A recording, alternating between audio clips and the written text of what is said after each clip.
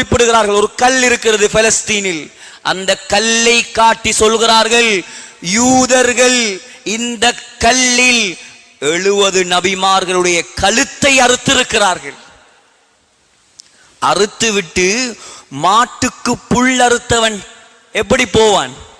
சர்வ சாதாரணமாக போவானே, அதை போல போவார்களாம் அந்த யூதர்கள். அவனுக்கு இந்த கொலைகள் எல்லாம் பெருசல்ல. ஏன்?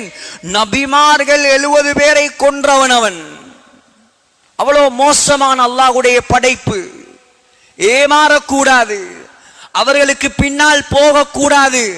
அவர்களுடைய உற்பத்திகளை நாம் உண்மையான முஸ்லீமாக இருந்தால் சாப்பாடு இல்லாமல் செத்தாலும் வாங்கக்கூடாது. உண்மையான முஸ்லீம்களாக நாம் இருந்தால் வெட்கமில்லையா சகோதரர்களே? இன்னும் அவர்களுடைய கடைகளில் ஏறி இறங்குவதற்கு கோழி நாம வீட்டை திங்கலாம்,